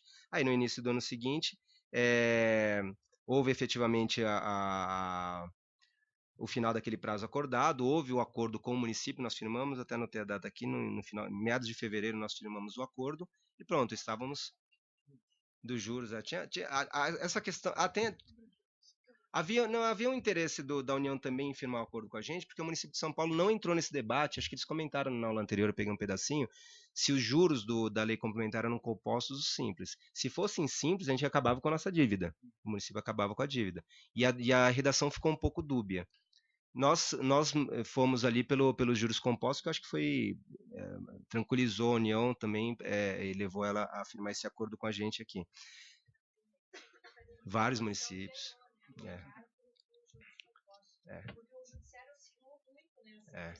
Alguns estados tinham conseguido logo no começo, né? Não foi? Foram mandados de segurança lá direto no STF, exatamente. A gente foi acompanhando, eu me afastei, né, da Procuradoria-Geral, é sempre uma decisão política esse tipo de ação contra o governo federal, evidentemente. Bom, enfim, aí depois ainda teve algum percalço para o levantamento dessa diferença, é uma coisa curiosa, né? A sentença homologando o acordo nosso, porque nós firmamos um acordo, peticionamos em juízo, houve toda uma burocracia para pegar a assinatura aqui lá no governo federal e tal. A sentença veio só em junho de 2016, era curioso porque a Secretaria de Finanças tinha se planejado já a receber esse financeiro no início de 2016. Todo o planejamento dela foi feito nesse sentido, porque o acordo já tinha sido firmado no final do exercício anterior. Foi chegando o meio do ano, o secretário de Finanças, então, nosso amigo Seron, ficou desesperado, cadê esse dinheiro que não chega e tal? O procurador-geral era o Antônio Carlos, na época ele foi diversas vezes para achar com o juiz, até que eu fiz o meu dia de estagiário lá, né? Estava comentando hoje, eu fiquei o dia inteiro lá, até pegar o alvará que estava parado ali nos cartórios da Justiça Federal, com erro, desci no caixa ali, na Caixa Econômica. Fiquei lá dentro, depois do fechamento, com a outra procuradora do lado de fora, porque tinha um monte de erro naquele alvará. Ela saía entre ela, o pessoal não achava o dinheiro na caixa. Não tem esse dinheiro aqui. Como assim? Falei, como não tem esse dinheiro? 1 bilhão e 600 vocês perderam? Era o número ali das contas e cálculos, enfim. Depois de muito tempo eles conseguiram, falaram, tudo bem, daqui uma semana a gente transfere, alguma coisa assim. Falei, como daqui uma semana? Tem um alvará aqui, tem uma ordem judicial. Não, mas a gente não tem esse dinheiro. Eu falei, bom. Aí eu também liguei na Secretaria, virou um outro problema político, falou, vai ficar feio para vocês, né? Se sair no jornal amanhã que vocês não têm dinheiro para pagar do depósito para pagar para o município de São Paulo. No final acabou dando certo, saí com um papel carimbadinho, morrendo de medo, né? Eu brincava com ele. Se fosse R$1.600 eu ficaria com medo, né? Como era 1 bilhão e 600, eu falava, não vai sumir mais de novo esse dinheiro, né? Porque o homem não queria me dar nenhum protocolo ali que eu tinha dado o alvará para ele, né? Aí no final ele deu, foi levantado o recurso e infelizmente, me parece que essa desconfiança com o governo federal continuou durante algum tempinho, né? Aí está o valor da economia, entre aspas, né? Então, de 27, 28 bilhões de reais de redução na nossa dívida. E o que é mais importante, ela tornou-se viável, né? Por enquanto, pelo menos, o pagamento dela. Tem outras variáveis aí pela frente, tem os precatórios e tudo, mas enfim, esse problema nos parece que está bem equacionado. Então, acho que eu devolvo agora a palavra para o Luiz, ele continua aí para falar de alguns reflexos disso tudo. Usa o microfone. Pegar o microfone? Tá aí do lado dele. Embaixo.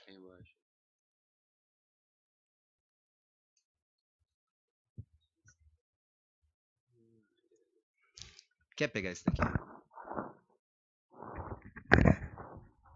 Deus.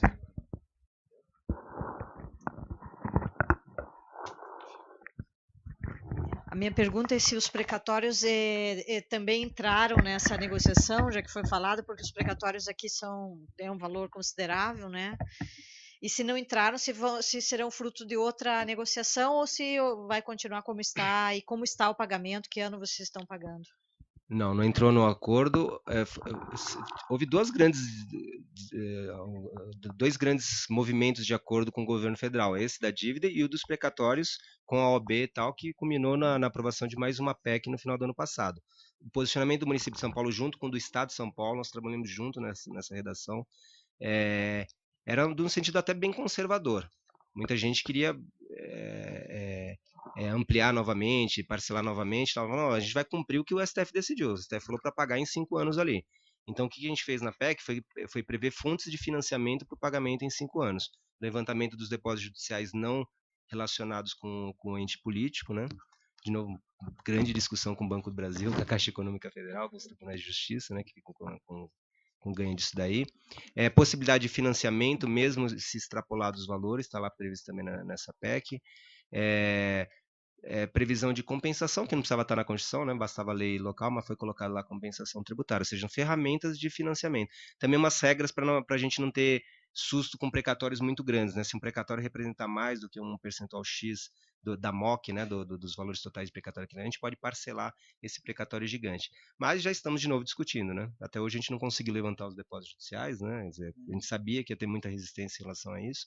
E tem uma outra PEC sendo promovida pela OAB, e outros entes federados para prolongar, inclusive, né, o pagamento da dívida.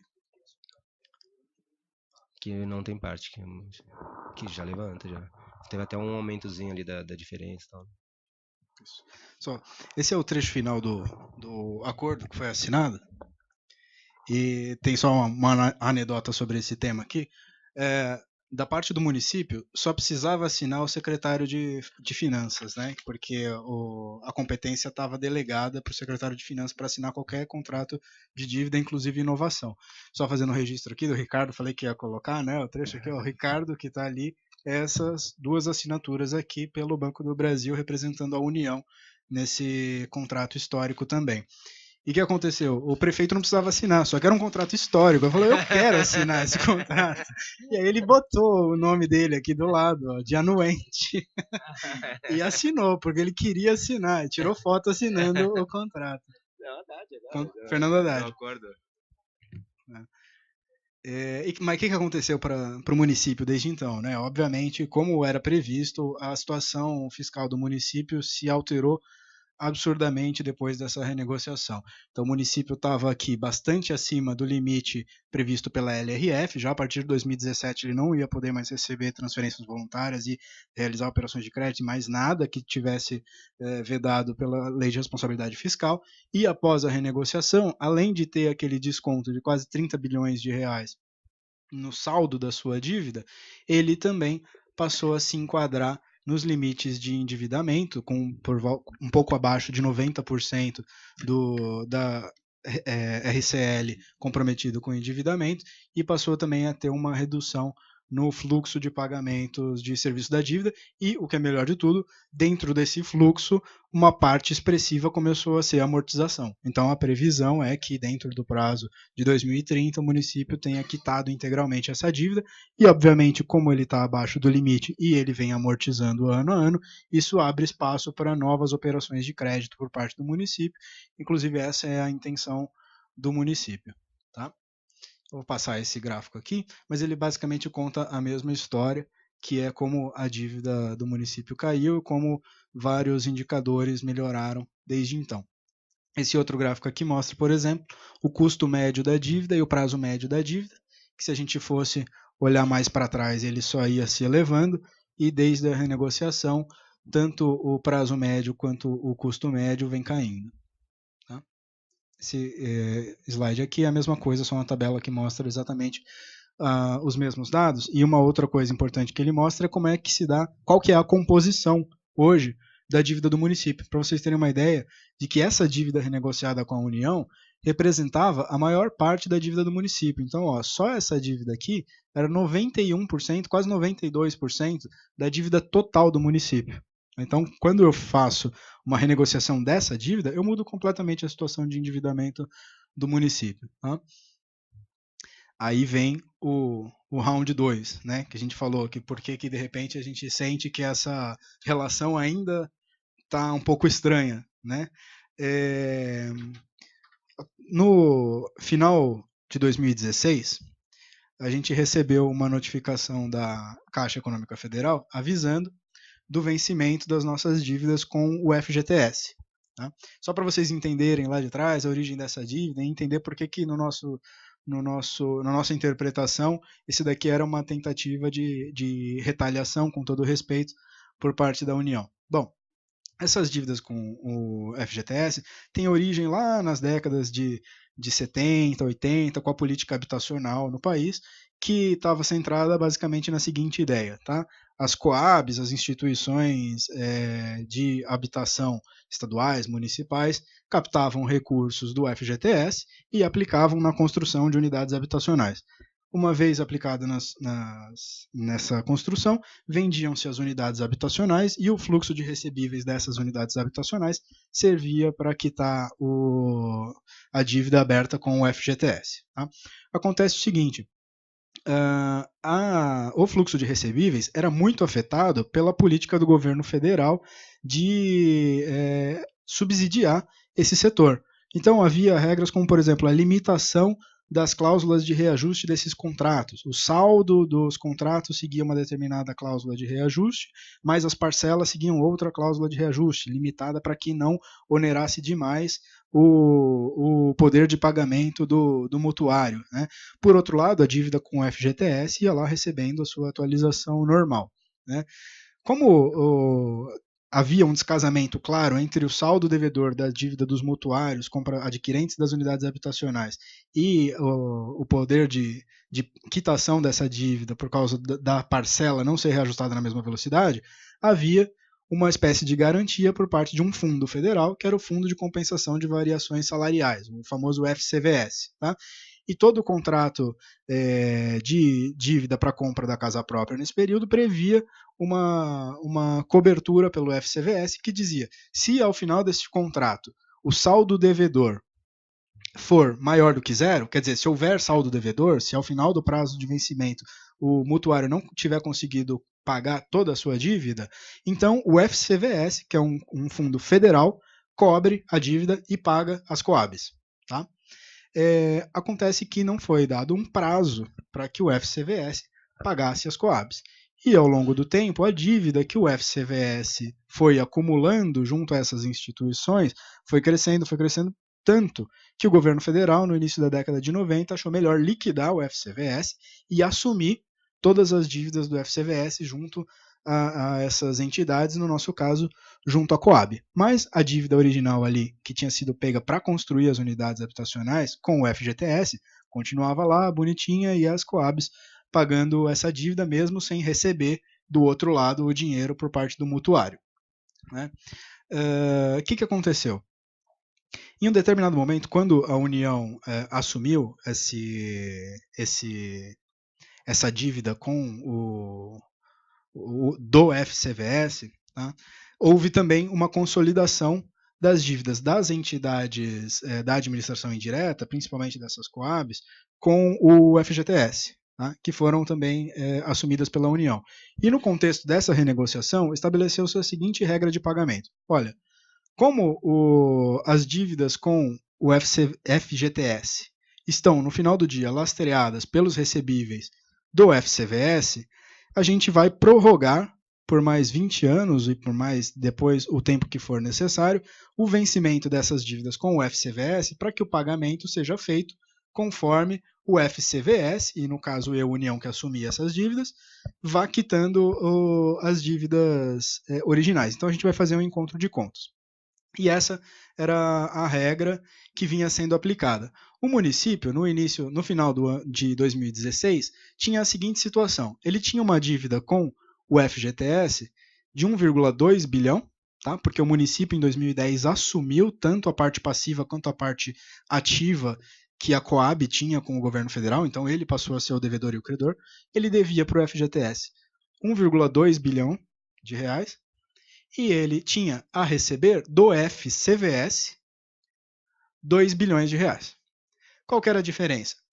A diferença era que essa parte aqui, ela era prorrogada trimestralmente, né, o que o município devia, o vencimento dela era prorrogado trimestralmente com base numa resolução do Conselho Curador do FGTS, que previa o prazo de encerramento em fevereiro de 2017.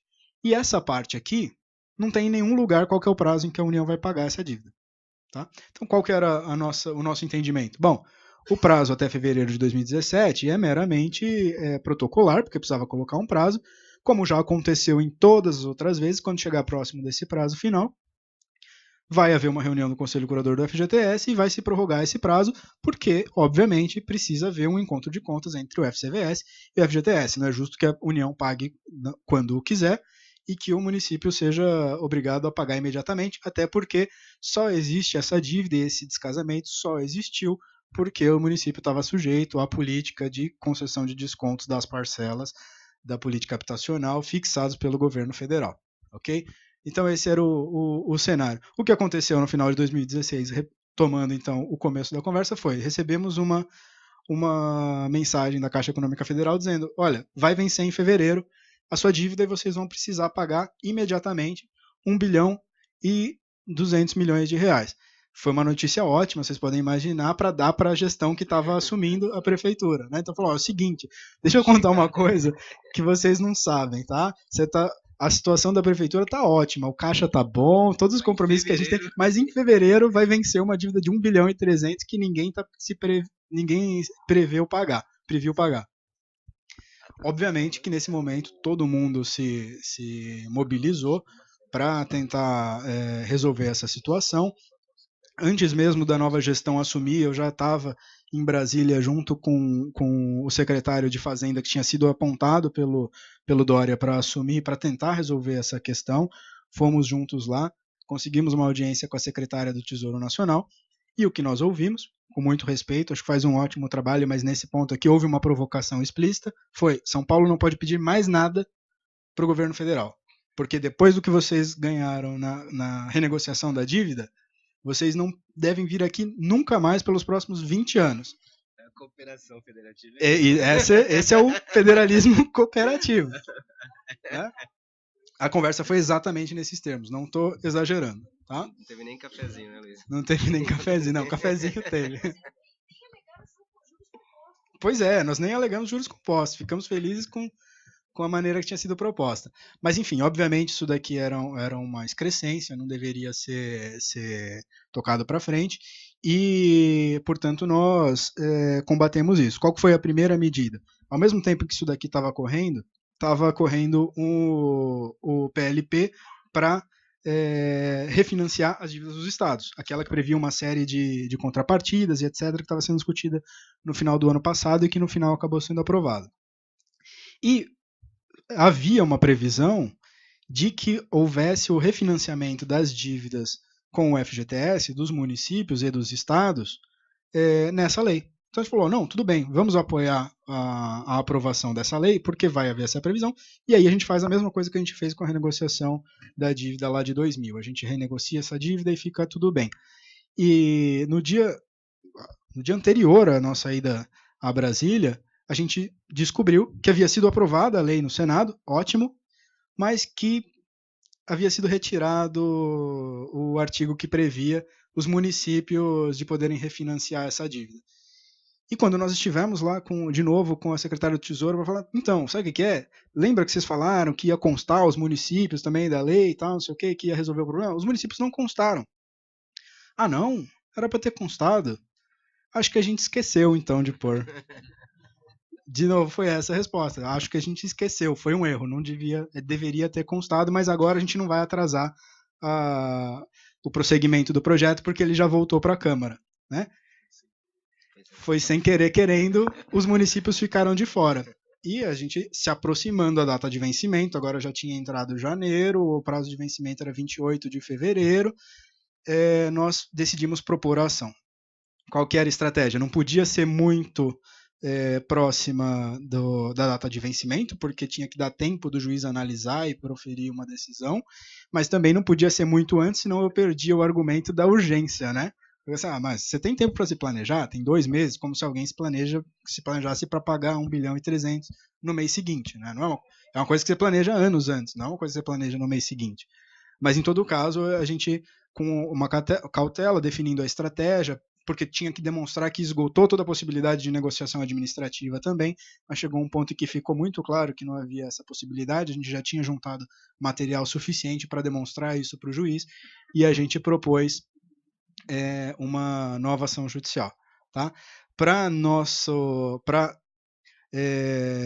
testar de fato o nosso coração e os nossos nervos, o juiz não concedeu imediatamente a liminar. Ele convocou uma audiência de justificação para ouvir as partes e entender melhor a situação, porque de fato é um tema bastante complexo e a gente imaginava que o juiz ia ter dificuldade de decidir. O nosso maior medo é que, pela dificuldade de decidir, ele ficasse inseguro de dar uma decisão favorável para nós. Então, fomos lá e a audiência ficou marcada para 5 dias antes do vencimento, com um detalhe.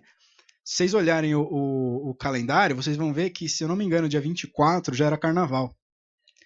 Ou seja, não tinha prazo depois do dia da audiência. Ou o juiz dava uma decisão logo depois da audiência, ou a gente ia ter que pagar 1,3 bilhão, sem nenhuma possibilidade de simplesmente não pagar, porque a gente já tinha olhado o contrato e visto que aquela maldita cláusula estava lá. Então, se a gente não pagasse, o que ia acontecer? O Banco do Brasil tinha o mandato para pegar 1,3 bilhão do meu caixa e transferir para a União Federal. Eu não ia ter dinheiro para pagar a folha. Bem mais efetivo. Eu não ia ter dinheiro para pagar a folha, que ia vencer um dia depois da dívida com a Caixa Econômica. Então, esse era era carnaval. Então eu não ia conseguir também movimentar ninguém. Esse era o drama que a gente viveu ali no Tesouro no início desse ano, que ninguém ficou sabendo, porque deu certo. Porque se tivesse dado errado, todo mundo ia ficar sabendo. Provavelmente. Tá? E o que aconteceu? No mesmo dia em que a gente foi para a audiência, enquanto a gente estava voltando, tá transtornado, o que será que vai acontecer, não sei o quê, quando a gente sai do avião, liga o celular, já tem um monte de gente festejando no WhatsApp, parabéns, equipe da PGM, do Tesouro, mas essa vitória, não sei o que lá. E, de fato, o juiz tinha proferido uma decisão favorável para a gente, demonstrando que era um absurdo que a União cobrasse de imediato uma dívida que estava sendo prorrogada há muitas décadas já e que, por outro lado, não fizesse a sua parte de liquidar as dívidas do FCVS e honrá-las, uma vez que as duas dívidas tinham a mesma origem e a intenção, desde o princípio, era que uma fosse paga com a outra. Tá? Então, esse foi o round 2 e foi assim que encerrou.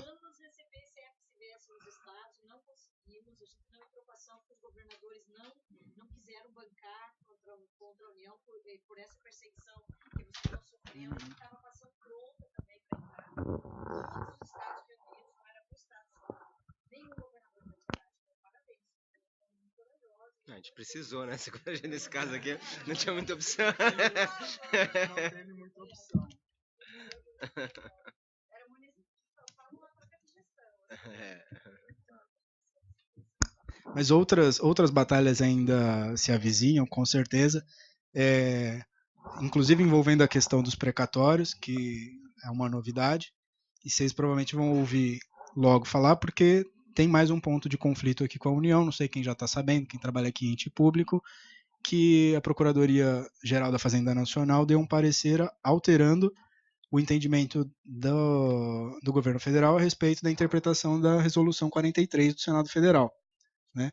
O que modifica a apuração de limites para endividamento de todos os entes subnacionais e provavelmente vai impedir todo mundo de captar recursos via operação de crédito pelos próximos 20 a 30 anos.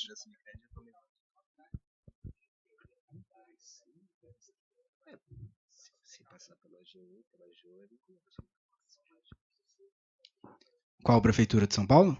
Não. A gente não concorda com a União.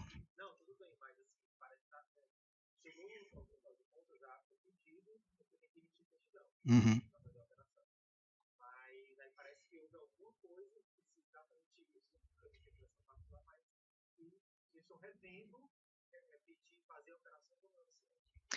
Então, o que a gente está fazendo é justamente estudando qual que é a melhor forma de abordar a questão, né? Nós não concordamos com a União, certamente vai haver um parecer do município a esse respeito.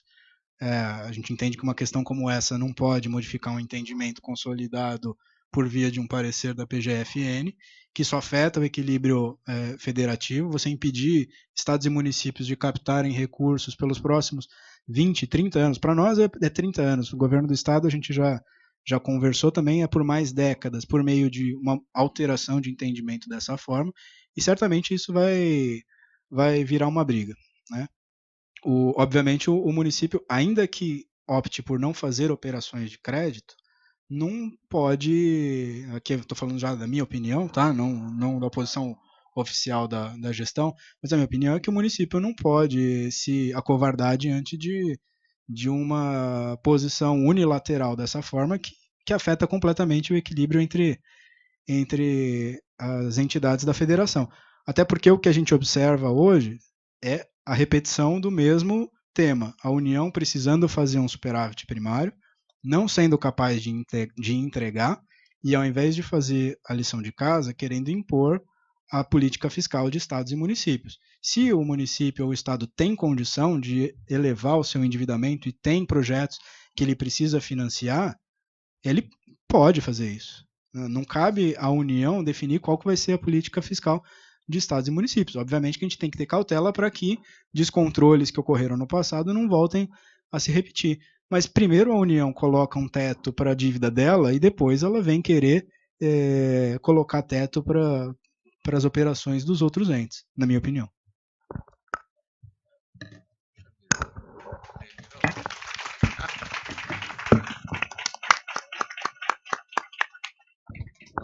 O Luiz Felipe Robinson, muito obrigado mesmo. Nós ficamos extremamente agradecidos por mais essa colaboração. Eu particularmente tenho um viés muito grande por aliar a teoria com a prática, então pessoas como vocês são o que há de melhor para esse tipo de situação.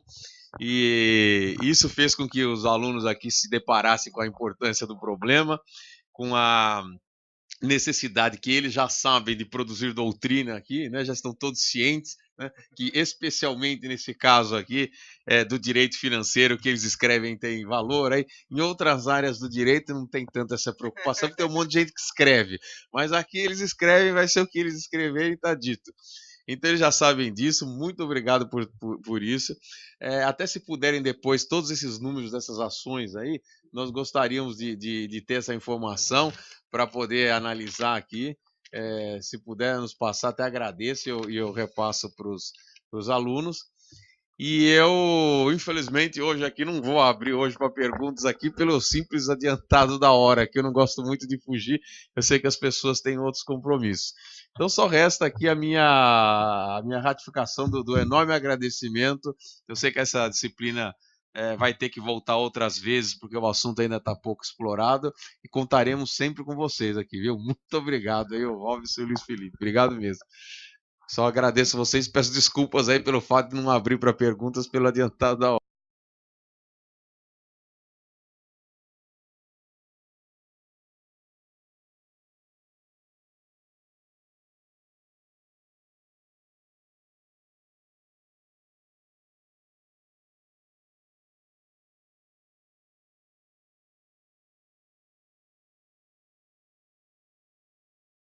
Aí. Tá bom.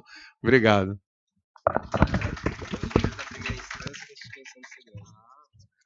Esqueci de deixar um certificado. Cada vez eu me Obrigada. Uma micharia Você conhece como é que é? Pô, obrigado mesmo. Nossa, obrigado. Eu passo daqui para vocês aqui.